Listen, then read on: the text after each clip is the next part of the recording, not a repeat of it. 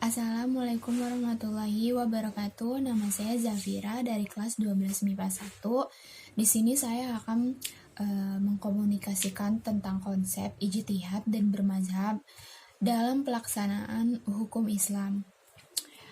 Pertama, apa itu ijtihad? Pengertian ijtihad yaitu berasal dari bentuk kata fi'il madi jahada yang bentuk masdarnya yaitu jahdan, yang artinya adalah kesungguhan atau sepenuh hati atau serius. Dalam berijtihad, mereka langsung merujuk kepada dalil syara' dan menghasilkan temuan orisinal. Karena antar para mujtahid itu dalam berijtihad menggunakan ilmu usul dan metode yang berbeda, maka hasil yang mereka capai juga tidak selalu sama. Jalan yang ditempuh seorang mujtahid dengan menggunakan ilmu usul dan metode tertentu untuk mendapatkan suatu pendapat tentang hukum, kemudian disebut mazhab, dan tokoh mujtahidnya dinamai imam mazhab. Konsep ijtihad lainnya yaitu mempunyai kemampuan menggali hukum dari Al-Quran, yaitu memahami ayat-ayat terkait hukum, diantaranya mengetahui sebab turunnya ayat atau asbabun nuzul, nasukh mansukh, amkhas, mujmal, mubayyan, muhkam mutasyabih, dan lain sebagainya. Mengetahui secara mendalam hadis-hadis terutama yang berkaitan dengan hukum, latar belakang munculnya hadis atau sababul wurud, dan pengetahuan tentang para perawi atau ilmu rijal. Mengetahui mana hukum yang telah menjadi ijma dan mana yang dipersilakan oleh para ulama. Menguasai qiyas, mampu menerapkan secara benar dalam menelurkan hukum. Menguasai bahasa Arab dan kaidah-kaidahnya secara detail, seperti nahwu shorof, balghah, dan lain sebagainya, di samping kaidah-kaidah usul fikih. Memahami tujuan dasar syariat Islam secara hakiki. Menguasai metodologi yang representatif dalam menggali hukum, memiliki ketulusan hati dan akidah yang lurus dengan tidak berambisi mencari popularitas, kedudukan maupun materi di dunia, niatnya semata-mata demi Allah Shallallahu Alaihi Wasallam dan mencari solusi hukum bagi kemaslahatan umat manusia.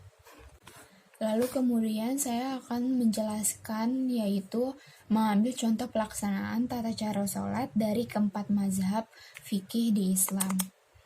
Yang kita ketahui yaitu pengertian sholat secara etimologi sholat berarti doa, sedangkan menurut istilah sholat adalah ibadah kepada Allah yang terdiri dari perkataan, perbuatan tertentu dan yang diawali dengan takbir dan diakhiri dengan salam. Rukun sholat menurut empat mazhab yaitu adalah setiap perkataan atau perbuatan yang akan membentuk hakikat sholat.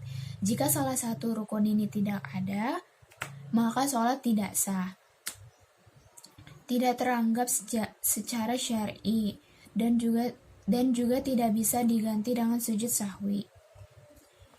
Rukun sholat menurut mazhab Hanafi yaitu ada 6. Takbiratul ihram, berdiri, membaca Al-Fatihah, ruku atau sunnah membaca tasbih, sujud, duduk, sujud, dan yang terakhir duduk tasyahud akhir.